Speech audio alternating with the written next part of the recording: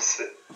Welcome back to the second episode of the Cast Kings. I am your host, as always, Parker Davies, and joining me today are a couple of my lovely, wonderful friends, and I'm going to introduce them all to you right now. So we have Rafe, Bumble, then we have Exile, and another feller named Tom. So, I don't know who wants to introduce themselves. If anybody wants to. Tell a little bit about yourselves. Bumble is from Texas, like us. Yep. Exile's from another world. Hobbs from, yeah, exactly. Hobbs from, what was it, Massachusetts? Yeah, Massachusetts. And I'm also from Allen, Texas. So us fellas are kind of everywhere around this great United States.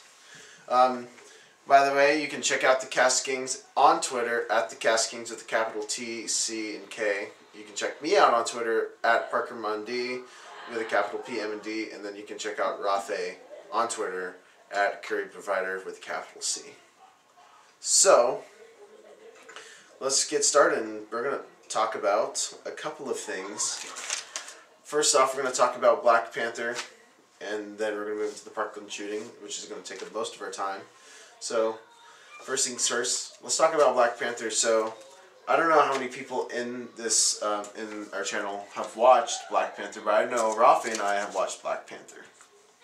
Yep. I have not. Have not? And Hobbs AFK feels bad. Feels bad, yeah. But Rafi and I were going to just talk about Black Panther just really quick. So, Rafi, what did you think about Black Panther? It was pretty good. I mean, it's one of my favorite Marvel movies, I'd say, but it's definitely, like, the best one. But it was pretty good. Yeah, if you could choose a specific thing from the movie that was your favorite, what would you say it would be?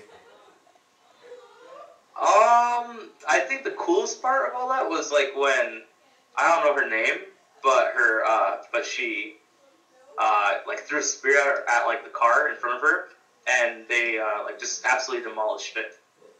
Yeah, that was that, and, like, before that part, too, where, like, she was in the car, and, like, that one dude with, like, the hand cannon just, like, disassembled her car, and she was, like, still trying to, like, drive it. Yeah. That was cool. I saw a tweet where it was, like, Black Panther spoilers, but I don't give you context, and there's just this guy with just the steering wheel and the seat. And yeah. They're just Wait, like... can we restart the podcast? Hob just skimmed it. Oh, jeez. Alright. Dang it, Hob. Continue. Oh, wait. Okay. Dang it, Rafe. That's not very professional. What the heck? I have 4 subscribers on my YouTube channel. They're going to hate me and also unsubscribe. But, no, I'm just kidding. Anyway, where were we? We're talking about the good stuff that we liked about Black Panther. And so some of the things that I liked about Black Panther was I liked the style of the movie because it didn't feel like a Marvel movie in a good way. Most Marvel movies, you just see all this like super high-tech, like almost, it has like a familiarity to it. But like the technology in Black Panther and like the heroes and stuff in it felt really new and different compared to the other movies, which I could really appreciate. Like the soundtrack to it, not like Kendrick's soundtrack was really good, but like just the background stuff like was really awesome.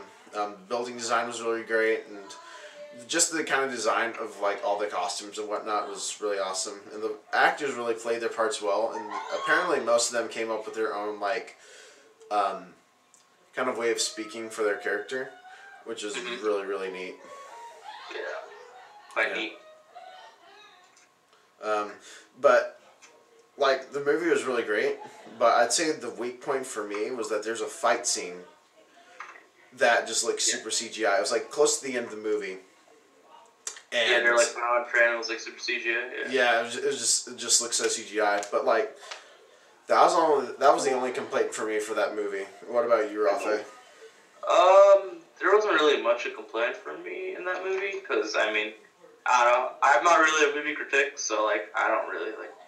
Yeah. I don't know. It was pretty solid overall. I mean, yeah, it was nice. Yeah, and then also something I could appreciate, which Marvel's been doing a really good job of recently. They've been kind of fleshing out their villains and giving them good reasons to be villains and whatnot, which makes me really excited for Infinity War to make me see what they're going to do with Thanos, because Eric Killmonger in this movie had very understandable reasons for doing what he did, and he was just kind of interesting in general.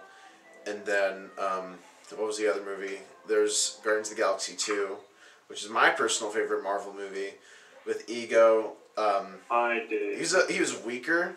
He was a weaker villain than Killmonger, but he was still definitely interesting in his own right. So yeah, if you could give Black Panther a score, what kind of score would you give it? 7 out of 10. 7 out of 10.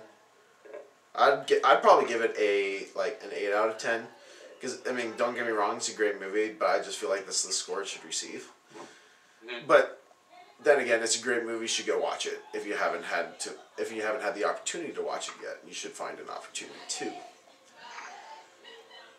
So anyway, Black Panther, great movie, smashed a ton of records. Solid. Made $248 million in its opening weekend, which is insane because that beats a lot of other superhero movies in their total run. Yeah. But let's continue on, and we're going to open the podcast up to more of the whole channel, because not most people have watched Black Panther in this group, but I'm pretty sure everybody has heard about Parkland and the shooting. Indeed. Yeah. Yep. So, what are your thoughts on it, Bumble? There was actually this Facebook post Okay. that I'd like to share. 1 second. I love Facebook. but just before you can share that, I'm sure everybody that's watching this has heard about the Parkland shooting, but I'm just going to give a little bit of a rundown on what it is. So, it was a shooting. Where is it? But it was a shooting committed by, what's his face? Nicholas Cruz at Marjorie Stoneman Douglas High School on Valentine's Day in Parkland, Florida. Nicholas Cruz, the assailant, who is 19 years old, killed 17 people with a semi-automatic rifle. And a ton of great people died. And that was kind of what we talked about last week. Just kind of the overview of what it was, because it was so soon. But now that it's been more than a week, and we have a ton of new facts about it, and we're gonna talk about those facts, and we're gonna really debate about gun control just in general and the idea behind it, and what this kind of situation presents to us. So, Bumble, do you have that post up? Yeah, I found it. Right, you can share it now. I sent it to you because you can't send it through Discord because that's community characters. Let me get the rest for you. Alright, so post by David Blair, February 19th at 4:20 p.m. in Joshua, Texas. In light of the recent tragedy in Florida, walking out of school in protest for poor school security will not lead to a solution, but if you are sincere in wanting to be part of the real solution, continue reading. Alright, so just a little bit of background on this post. There has been a ton of discussion among students about walking out on April 20th, which if I'm not mistaken, is the day that Columbine happened, right? It's I'm not sure, but it's like Wednesday, 10 o'clock at all time zones. Yeah. Columbine happened on April 20th. Yeah, it's happening then, but I think that's kind of like the anniversary of the Columbine shooting, if I'm not mistaken. But that's kind of what everybody's talking about as a sign of protest against school security and people dying and kind of gun laws in general. I wasn't exactly sure what they were specifically going to do, but it turns out they're going to walk outside for 17 minutes and then just be there silently and then go back into school. I saw another post, like it happened before this kind of became popular, and especially at my school. Apparently it was supposed to be that you're supposed to just walk out of school and not come back until they did something about gun control or gun reform. Like you're just out for like a while. You literally just like leave school and never come back until they do something about gun laws and school That's safety. a bit extreme. Yeah, That's a bit extreme, and I think that's what the original post said, but definitely now it's more controlled and definitely more reasonable, I guess. But let me continue reading this post by David Blair, seeing what he says. Dear students, I know you. I am a retired teacher of 24 years. I have taught you as 7th graders all the way through 12th grade. This is not a tweet or a text. It's called a letter, lengthy and substantial. Do you really want to make a difference? Are you sincere about making your school safe? Don't walk out. Read this instead. Walking out of school is easy compared to what this letter will challenge you to do. First of all, put down your stupid phone. Look around you at your classmates. Do you see the kid in the corner alone? He could likely be our next shooter. He needs a friend. He needs you. Go talk to him and befriend him. Chances are he won't be easy to like, but it's mainly because no one has tried to like him. Ask him about him. Get to know him. He's just like you in that respect. He wants someone to recognize him as a fellow human being, but few people have ever given him the chance. You can. Next. I can agree with him in a way. Oh, I'm sorry. Yeah, and just that. Like, and just that entire post. It just looks like it just kind of talks about. That's the whole post right there. People can be. Yeah. What TJ posted? Yeah. It's very long, but it just I guess it just talks about like, if you see that lonely kid, befriend him because that could be your next shooter or whatever, you know. It's not really the gun laws and it's not really anyone's fault. Introverted kids get kind of labeled as the sole people that do commit gun violence in schools. Yeah, and that's definitely There are plenty of adults that have done it themselves. So yeah, for sure. I think the one thing I was going to say is that walkout is actually not April 20th. It's March 14th. This is March 14th. Well, there's 2 dates. I guess it's 2 dates. I know from my school it's April 20th, but anyway, whatever day it is, this kind of does present an interesting debate about kind of walking out from school about this kind of topic. I feel like there needs to be a walkout, just as an awareness thing. But then, also what's his name? David Blair. Also, what David Blair said, we definitely need to do a better job of just being nice to other people, especially the lonely kids. And even though, this is more specified for gun violence, I think that's just a good idea in general to just kind of be friends with everybody. And even if it isn't about gun violence, you should still be nice to other people. Yeah. But a lot of people do get bullied. A lot of people do get bullied, and sometimes we're the ones that commit the bullying when we really don't realize it, which is kind of sad. But you just be kind. Like, it's common sense. Just be kind to everybody, and if you're kind to other people, they'll be kind to you. And we can probably eliminate most of the problems that we have, in my opinion, at least. I agree with what the post said completely. Yeah. But I think we should still. I think we should still have the walkout just for that kind of awareness and protesting. But then also. Just for chaos. Yeah, but then also we need to do the. Also, just be kind to other people, just as a kind of general consensus. So anyway, this kind of whole thing. This could have been another school shooting, but the survivors of the shooting have definitely rallied a bunch have really gained a lot of momentum and speed and just kind of said, you know what, we're going to stop it.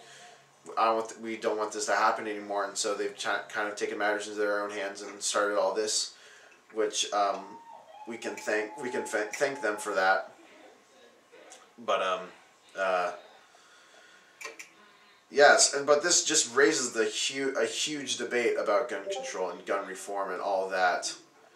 And I don't know, where does everybody kind of fall on the issue? Do you think we need gun reform, gun control, or even playing devil's advocate? In my opinion, being on the side of just kind of keep things how it is, or take it to an extreme where some sides are saying that we should arm our teachers which Definitely not armor teachers. I agree with that. Teachers should be able to carry firearms. Also, I don't think teachers. I don't think so at all. If they so can't, let's kind of talk about that. If teachers if they won't even, I don't know, dude. It's just a terrible idea. I don't know. Just having your teachers have guns. There's some stuff teachers can't even do. For instance, hold on. Yes, go. For instance, one day when Mr. Torrance, he won't let me he was really strict, right? He wouldn't let you sharpen your pencils. He wouldn't let you do anything in class. If he had a gun, dude, I'd be kind of terrified. Yeah. I don't know. And definitely that's definitely a concern that has risen up. But just imagine if we just not every single teacher be armed, but the certified teachers. What if we had Army vets, people that understand the danger of a weapon and a firearm, and all that, people that realize the danger of a gun and the safety precautions that need to be taken, those kind of teachers that understand that. What if they just had guns? In school, it doesn't need to be in the entire teacher population that needs to be armed. Even if we had a few teachers that are armed, imagine if we, for every 4 teachers, 1 teacher was armed. Well, I think this just doesn't address the initial problem.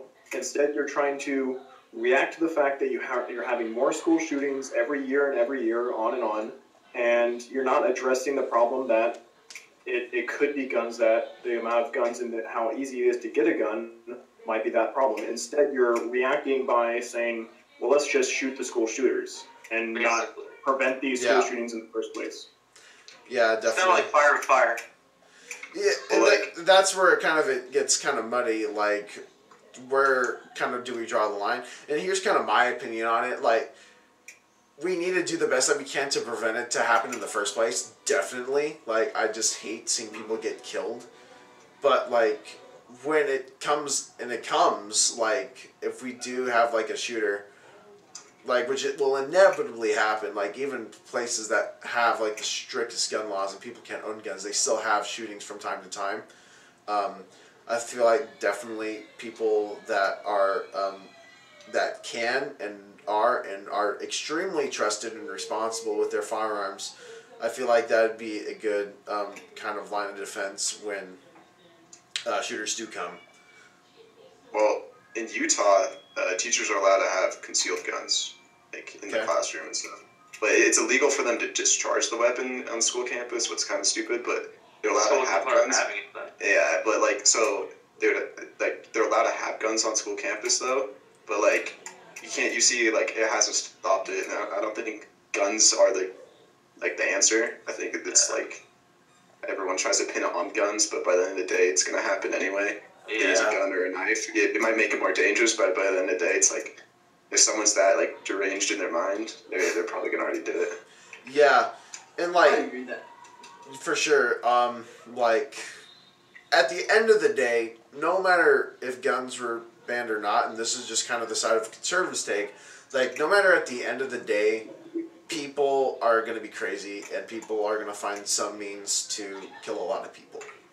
But there's different. Not if you have social reform, which is another problem. Definitely social reform's about that, but then you just social reform. We talked about that earlier, where instead of where David Blair was talking, instead of walking out, we need to be just kinder to other people, and that should definitely be about it. I feel if we got that problem out of the way, I feel we could just have less firearms.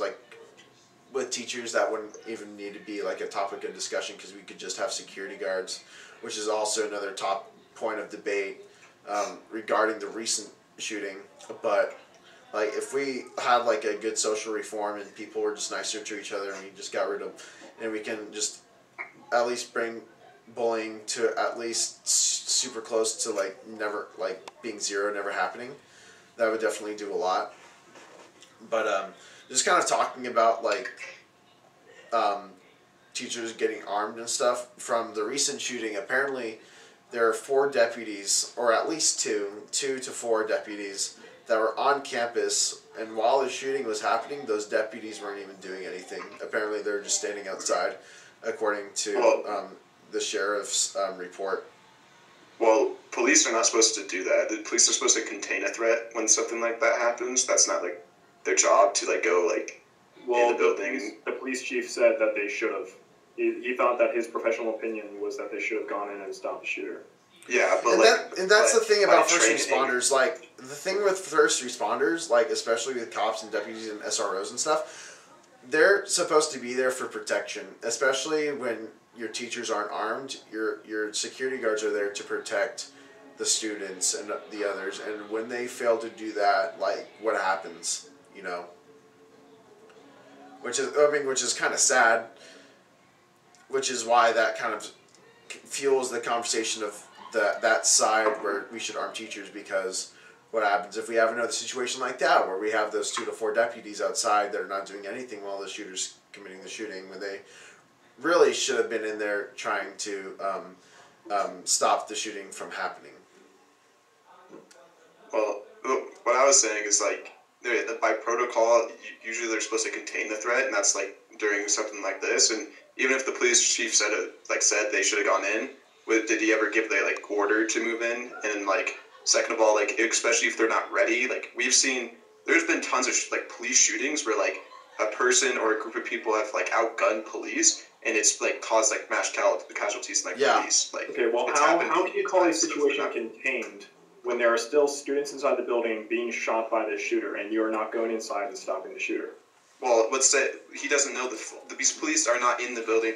We're seeing this shots. Like, you can hear shots being fired still. I know, but still, like we're seeing this afterwards. So like we know more information. But when the police are hearing it, they know there's a school shooting, but they don't know how many. They don't know what guns they have. They don't know if there's people there's more students that are like in it. Like they don't know at all. So if they go in there, that's causing more lives to be in danger in the long run, because they don't know by the end of the day. And this. Even though police are trained somewhat to like breach and clear, that's more like a special teams that would do that, not a average like patrol car or like patrol officer. So it's like, of course they could have gone in, and looking back on it, it was probably the right thing to do. But in that time of day, did they get the order to move in and they didn't, or like they didn't especially know like what was in the building, what was waiting for them. So like you can't really blame the officers for not going in. Especially if they don't know. You can't, but... Yeah. Just from my opinion and perspective, like, when you're a security guard, like, you should act on the fly, and I've definitely seen that, and there's definitely protocols and stuff. Like, for example, Rafe has been to my school. There's always tons of fights, and it's just kind of become, like, a regular thing. And there's like a protocol for that, right? And definitely... Yeah, no, there's been protocols, and like there's protocol to stop fights and stuff. But like when a shooting happens, like that's weird. Like that just doesn't usually or at all happen. And and so I can see kind of the perspective of those deputies, like just kind of being stunned, like what do we do?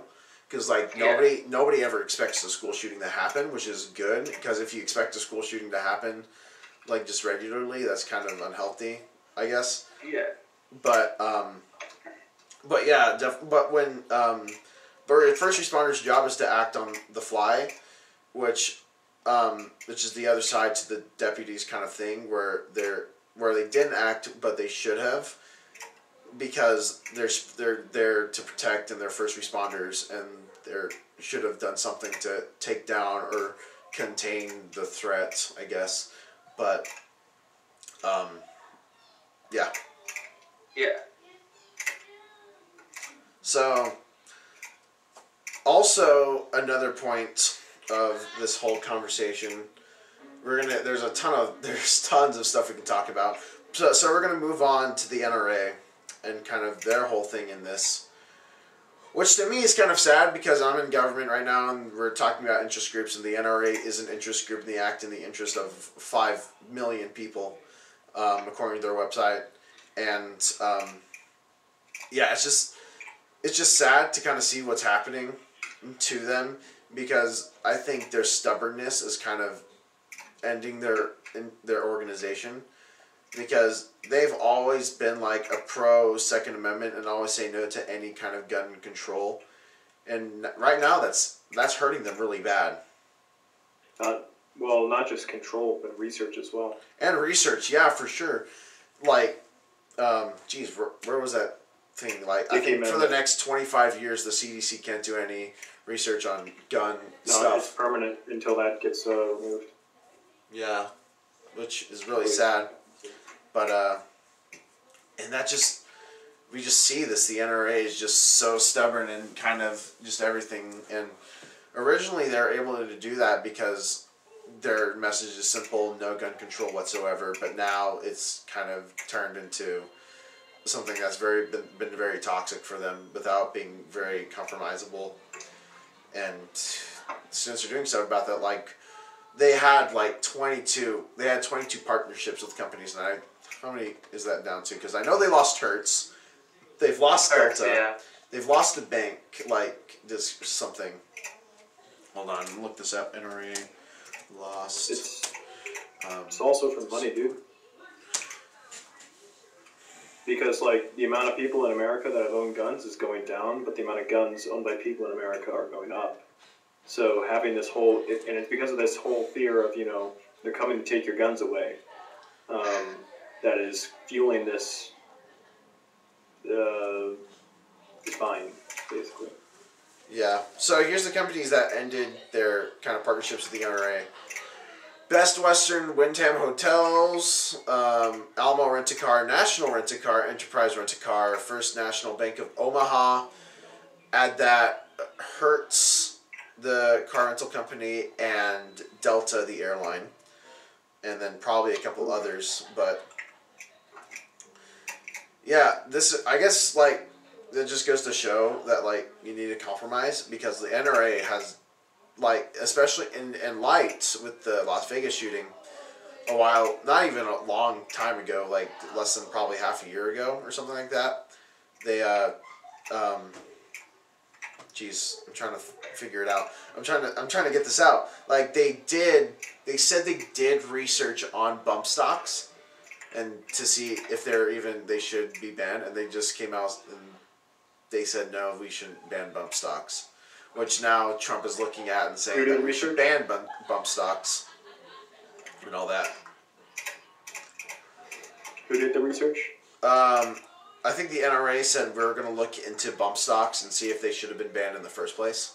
Which they came out and said, no, bump stocks shouldn't be banned. That's what they said. There should be some independent group that does it. Yeah, I think it was more of an internal thing, more of a publicity thing. But yeah, the NRA's just really hurting themselves with this whole kind of thing, not kind of budging their message, which is good for them, like being consistent, but like it's hurting them like a lot. I mean, it's also like all this like awareness of people like saying, oh, guns need to be controlled. So companies like Delta and Hertz, yeah, they're also like saying, hey, you know what? Let's say we're not supporting the NRA anymore, so more people like our products or like us, And definitely, even a lot of people in the NRA say that, like, yeah, we should have some kind of more extensive background checks and stuff, which I'd like to point out, just kind of being a supporter of the president in general, Trump's kind of working on and trying to do more for gun control. Like, he's proposed that we should ban bump stocks, like I said earlier. He's saying we should do more extensive background checks. Why did he roll age? Huh? Why did he roll back mental checks then in February last year? Like that was one thing that I could not approve whatsoever. Yeah, that was definitely the problem too, and I think that's something we'll mention later when we're talking about Trump. Or I guess we can move into Trump now. I guess because the NRA is kind of a done and clear kind of thing. But but with Trump. Like, we definitely had that instance earlier that year. And I think that's just trying to roll back Obama regulation, which he's been doing quite a bit. That's kind of just been his entire first year is trying to rolling back a lot of Obama laws and stuff. And,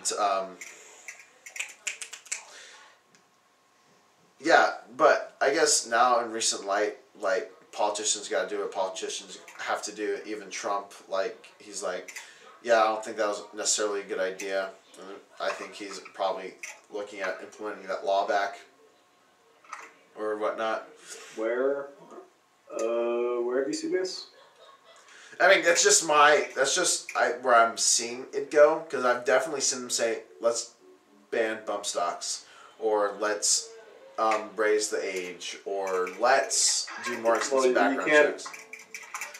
He always goes back on his word. Like, remember when he tried to make a deal with the Democrats about the whole government shutdown thing, and he went back on his word one time when they had a deal because far right wing groups pressured him that they didn't want the deal to be taken, and so, I mean, I can't really trust his word whatsoever, and I think he's a ticking time bomb, and it's going to go whatever direction that he falls back onto. I don't know what I'm trying to say there. And it's also a big year, too, because right now the Republicans are kind of riding on their tax plan, which apparently has done a ton for giving money back to middle-class families, like $1,000 bonuses and whatnot. And, like, companies are saying they're going to be raising their wages after all this. But anyway, that's kind of what the Republicans are writing on in their 2018 midterm elections. But I think they're going to need to do a lot more in order to keep or gain more moderate voters, which is really important. And this is a good opportunity to kind of at least retain some kind of votership for those elections in the midterm. So what I think it could go either way. It could either go like he'll actually do the laws, which might be unlikely, or he will or it's just like theater, I guess.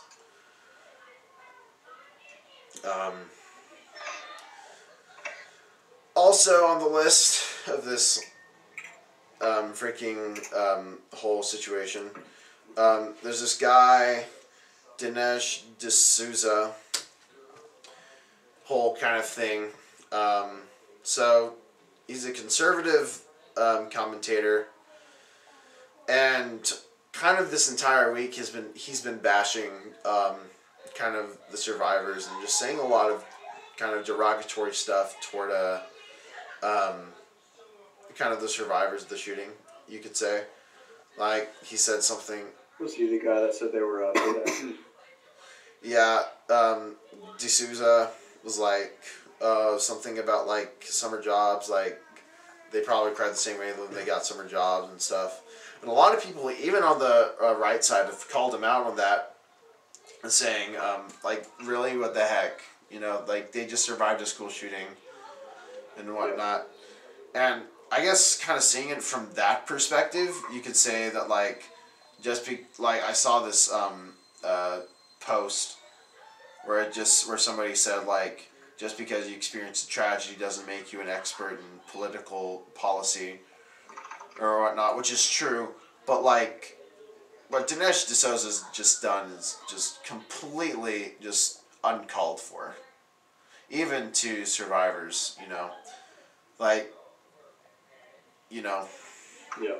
And that kind of just brings up the entire thing of teenagers in politics, which has definitely been happening, and I've definitely seen like a rise in political commentary for us, I guess, and kind of this new generation that's coming up. Like, I've definitely seen more talks about kind of being political and stuff and whatnot. So yeah,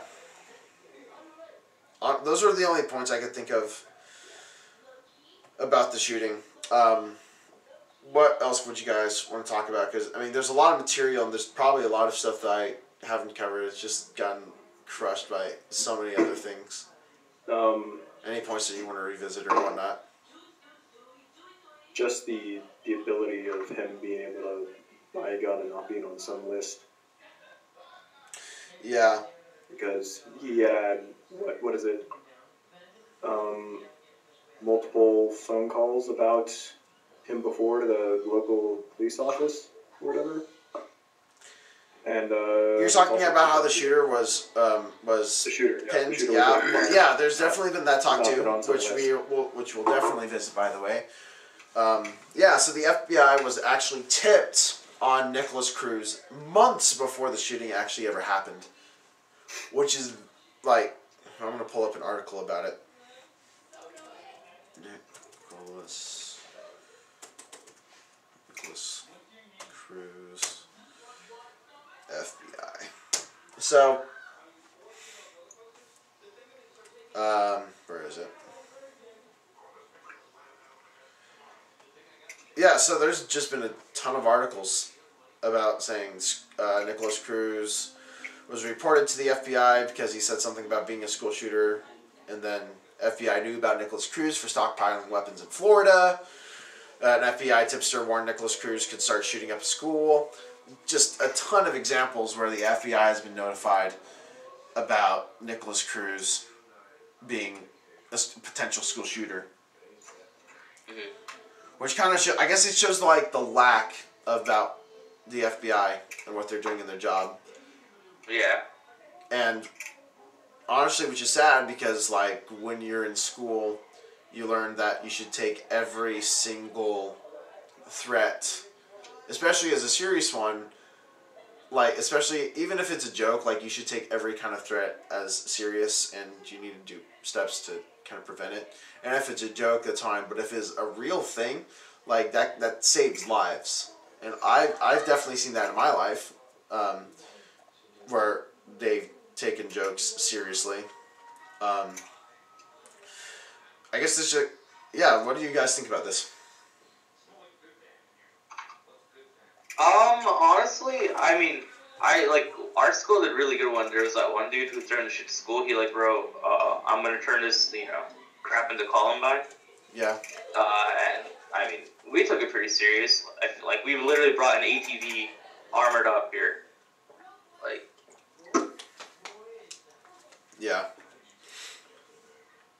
And yeah, like the FBI, like this huge national kind of police force, didn't act on this, which I understand. There's a way you can understand this when you're talking about the FBI because they probably get like millions, probably not millions, that's probably an exaggeration, but they probably get a ton of these kind of tips like every single day, right? And like definitely Nicholas Cruz could have been somebody that just happened to go under the radar. But well, it's definitely like in the wake of after the shooting, I've seen a lot more pop-ups of shooters, potential shooters getting arrested before the event could possibly happen. Yeah, and I feel like definitely this kind of has woken up law enforcement to kind of take threats and stuff, even if they are jokes, seriously, so we can prevent stuff like Nicholas Cruz, who have been known to. Apparently, I just saw this right now while scrolling through. Apparently, there was 2 years of Nicholas Cruz warning signs about him being a school shooter, which might be an exaggeration just for headlines, but still. But thankfully, this kind of event showed that we should be taking threats more seriously. But I guess it's just kind of sad how it had to happen. Yeah. What else should we talk about? About kind of the Parkland shooting? I have no idea. You know what? What we can talk about... Are we talking a good amount about it? Yeah. Now let's just kind of talk about gun control in general. What should we do about it in the wake of recent events? Like, what are your solutions to gun control? Have like a tag.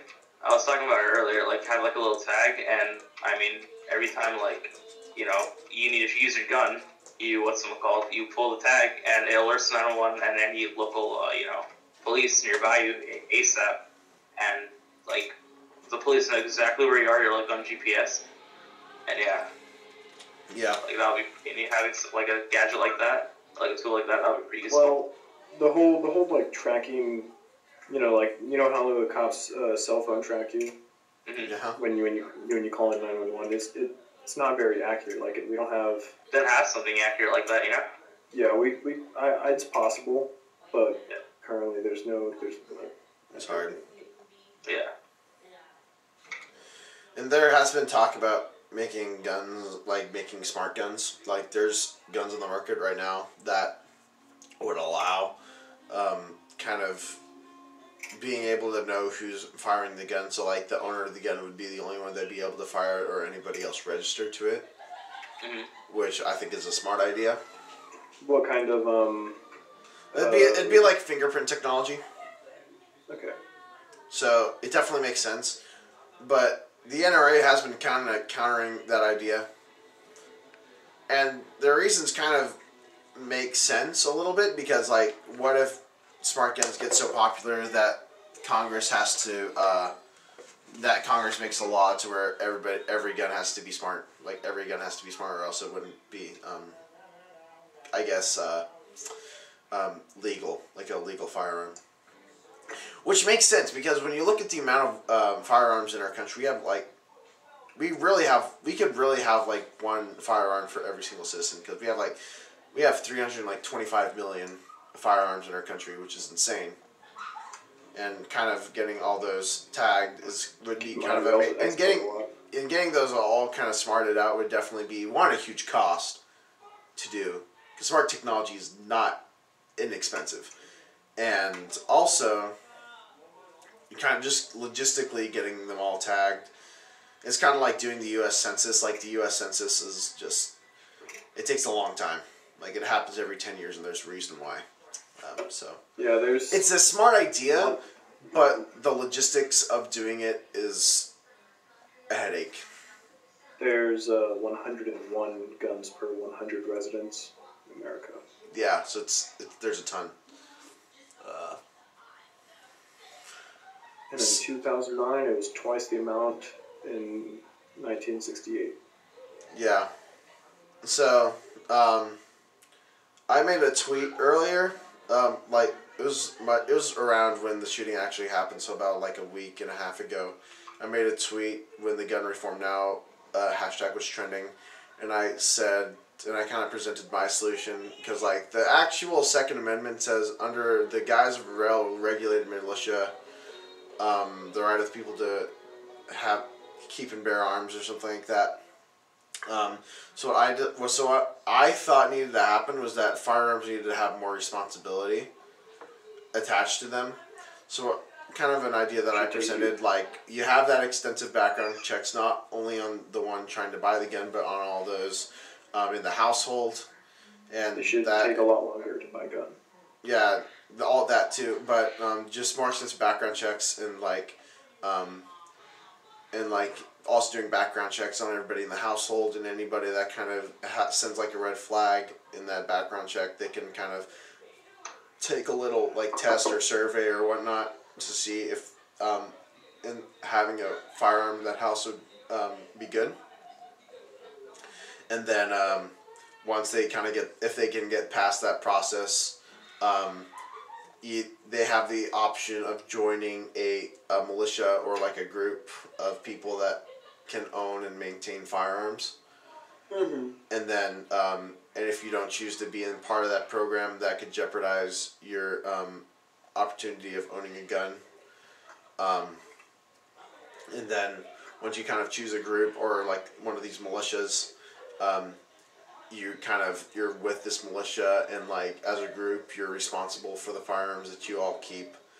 And then if something happens, like if somebody commits some kind of atrocity with anybody in that group with the firearm, then that entire group can be subject to severe consequences. Especially kind of the person that owned the firearms in the first place, but also that entire group would face some kind of repercussions of that.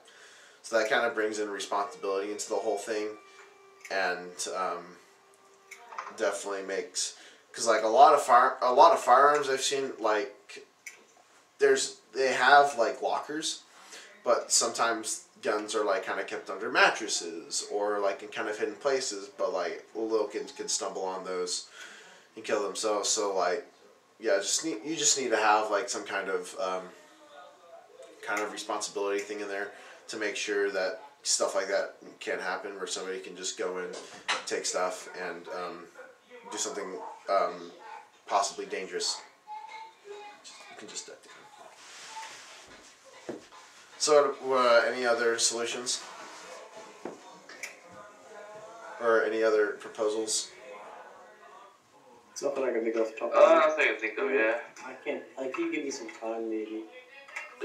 Yeah, definitely. This is a very complicated issue concerning gun control, and definitely will take some time to come up with a good solution that everyone can agree on, or at least a majority of people can agree on. Yeah, so that's just been kind of the Parkland shooting and all the craziness that's been happening around that. A lot of people have been called out. A lot of people have been raised from kind of the ground to kind of being spokesmen for this whole thing. It's just been a whole ordeal, and hopefully at some point in the future we can find a reasonable solution.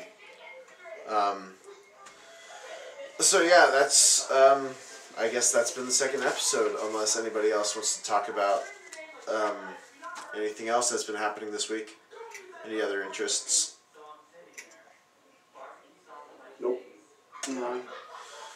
Alright. Overwatch season is ending. Overwatch season's ending, yeah.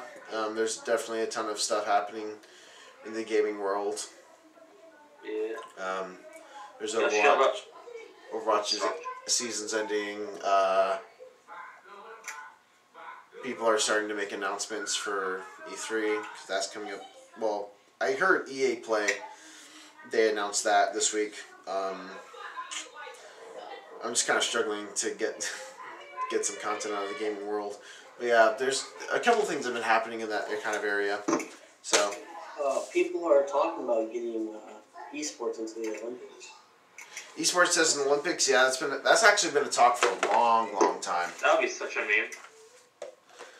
That'd be cool though. They've had the Olympic. They've had esports in X Games, I think, or something like that. I forget what it's called, but they brought esports into, was it DreamHack? I don't know, but yeah, they're definitely trying to expand esports more as it becomes more popular,